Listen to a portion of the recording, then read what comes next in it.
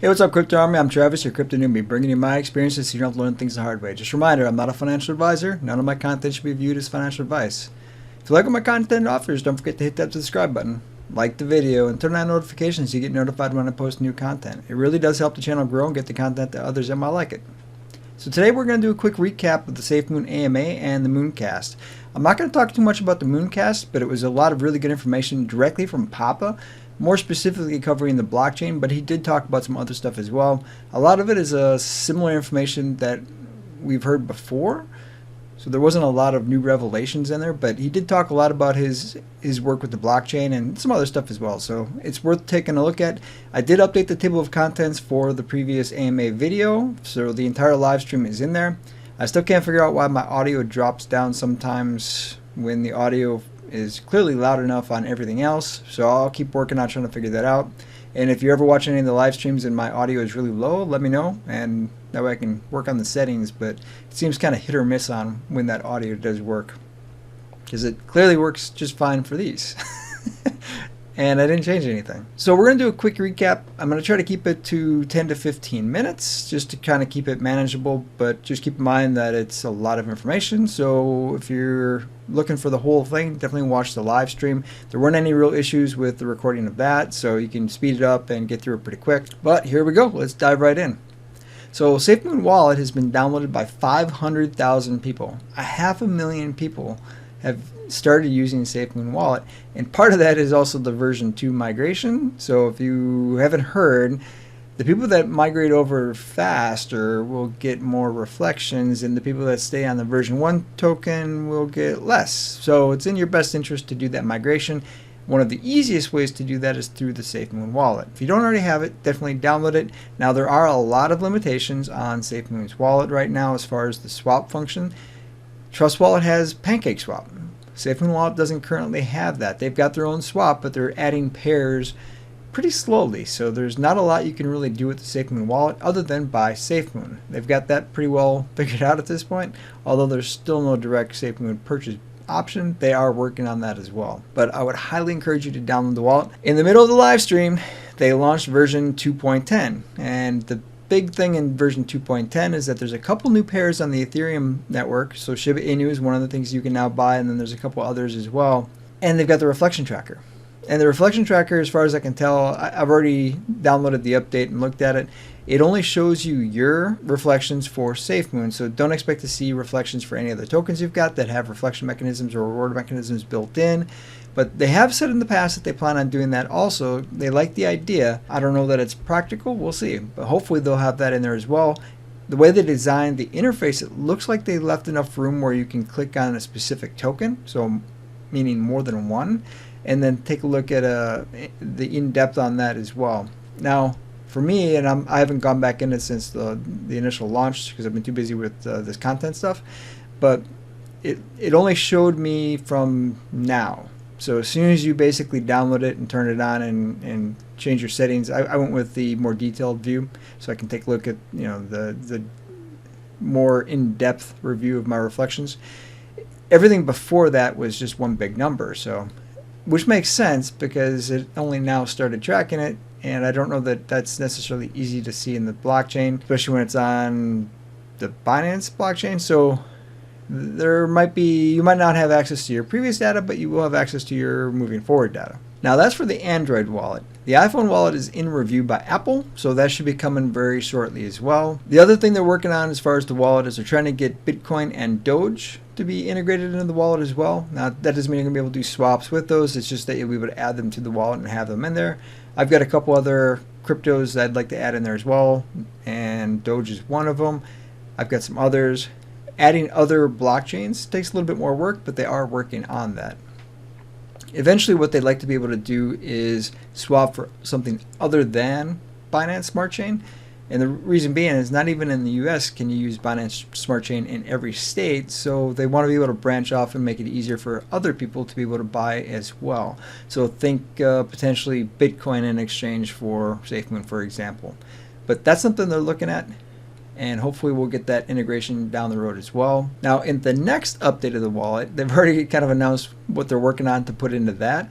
The ability to import your 24-word seed phrase if you've got a wallet that has that, and then also multiple wallets inside the same Safemoon wallet, just kind of like what Trust Wallet has. So that'll be awesome. Now it'll be interesting to see if you can import an Ethereum-based wallet, or if you can just have two V2.10 wallets. So I'm curious to see what they do, but I suspect you'll be able to import a Ethereum-based at some point, because they had talked about the idea of putting ERC20 tokens next to V2.20 tokens.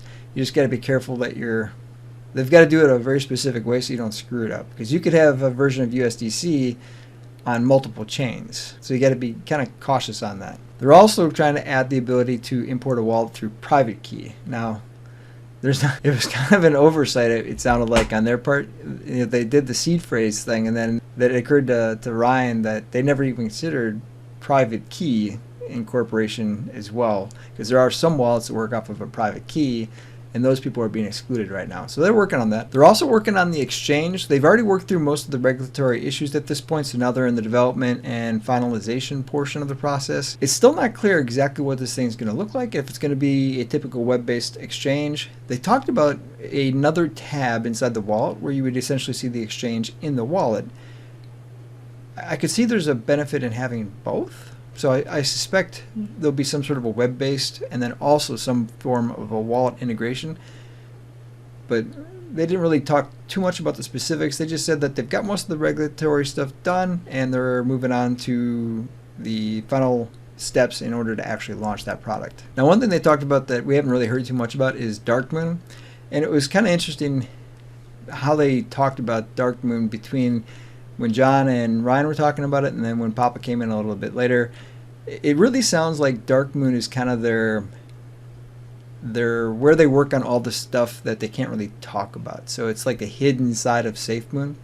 And when you really think about it, there's a lot of technology from the Internet of Things or the IoT stuff that they've alluded to a lot of things, right? So the wind turbines are just one example, but they've talked about cell phone towers, and they've talked about voting systems, and they've talked about all this stuff.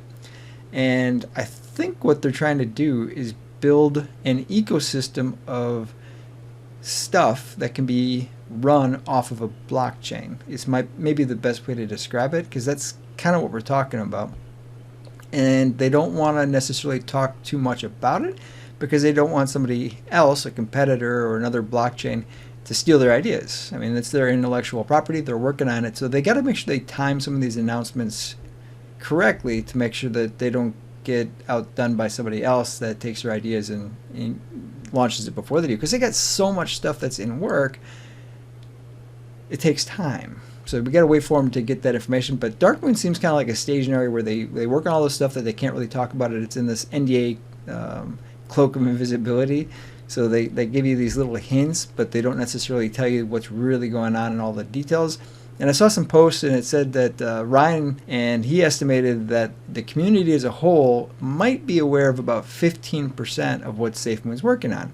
And this is kind of the thing I've talked about on these videos before, and why I think Safemoon is undervalued. Again, not financial advice, but it seems like they have so much stuff that's in work that when they start launching some of this stuff, the Safemoon price and the volume is going to skyrocket. I mean, the wallet was just one piece, the token was another piece, the blockchain's in work, the exchange, the stuff in the Gambia, potentially voting systems, the windmills, and you can kind of see where they're taking this thing and they're getting really big on their use case, which usually generates to volume and price. So if you haven't looked at the Safemoon, I really think it's a good investment for you to take a look at. I really suspect that the price, and it jumped up in the last week since I did a video on Safemoon. The price actually went up significantly. So as you can see here, the price shot up significantly, and there really wasn't a catalyst for this. I suspect people are starting to realize they got a lot of stuff, and we're about to end this long dip here that we've had over the last 180 days, where it was just really going sideways. Now, it did correct a little bit here, and we saw a little bit of a drop, but I don't think we're going to have to wait too much longer. When they start launching some of this stuff, it's going to skyrocket. And if you don't believe me, just listen to a couple of their AMAs where they talk about all the things that are in work. Now, the ability to take something from an idea on a chalkboard and actually put it in execution, That's the big one. And they did that with the wallet. I think we just need to trust that they're going to be able to do that with everything else they've got in work. Now, they also talked about having 2 partnerships in work with exchanges. They didn't specify which ones, but they are working with 2 different exchanges to get listed. Now, on average, listing on exchanges costs between $50 and I think Binance is somewhere around $250,000. So it is no small cost to integrate into an exchange. And the utility matters a lot more than the exchange. And to be honest with you, I like the price being low because it allows me to buy more of Safemoon. I'm never satisfied with my bag size when it comes to Safemoon because I really do think that the price is going to skyrocket. I mean, it kind of already a little bit did, and go up through the roof really quick. Now, if you think about it, this is the same token supply as Shiba Inu. And look at how much lower the price is. And look at how much more of a use case it has. The big difference is Shiba Inu is on a whole bunch of different exchanges, whereas Safemoon's not. But they have significantly more use case. So you do the math on what that equates to. I think big price and big volume in Safemoon's future. And I'm betting on that. I'm probably betting more than I'd like to lose, which is never a good thing, because you never want to invest more than you're willing to lose. But I really feel this team is one of those teams that's going to do really amazing things. Now, they also talked a little bit about their partnership with Unicrypt. And what Unicrypt's been working with is, as far as the migration and the V2 token, that's really where they're kind of helping with that process. I really don't know too much about Unicrypt, but they seem to be really impressed with them as a partner because they do mention that they only partner with reliable partners. Now, a really interesting question came up about potentially having a Safemoon wallet Chrome extension. And I've mentioned this too when the Safemoon website, I can't connect my Safemoon wallet to it, which is kind of interesting. I have to use my Trust wallet or one of the other wallets to connect to Safemoon. And I kind of feel like the one wallet that should work on the Safemoon website, without a doubt, is the Safemoon wallet. But they are working on that, and I think they mentioned Chrome as being kind of the first extension that they're going to look at, and then they'll probably branch off to the other browsers after they make sure the Chrome one's completely secure and safe, so you're not going to lose your money. Because whenever you connect to a website, you run a risk of potentially losing your money. They have to make sure that the security is there. dApps specifically are troublesome, but whenever you have to connect to something, you got to make sure you disconnect, or the function on their end has to ensure that it disconnects for you in case you forget. Because a lot of people forget to disconnect. They don't realize that that connection can be exploited. And I've got a video that covers that, and I'll put the link up here so you can check that out. So kind of the last thing they talked about was the roadmap. Everybody's been asking for an updated roadmap. The problem they run into is because of all the stuff that they're working on the Dark Moon and the things that they're worried about their competitors potentially stealing from them or running with before they have a chance to launch it themselves, is if they put on the roadmap, that could happen. So I don't think we're going to see too much more of a roadmap, which is unfortunate, but I do understand where that's coming from. So most roadmaps, especially on this channel that I review, you're looking for kind of the same old stuff. You're looking for some sort of a utility plan, and you have to demonstrate some sort of a use case, right? That's a requirement, especially for a new project, and they did that. They've done that. It was a very basic roadmap: wallet, credit card, potentially cold wallet, blockchain, the Gambia. I don't think the Gambia was even on the roadmap at any point, but they've talked about those things. Now, I kind of feel like the roadmap of the things that they've already talked about is a good starting point.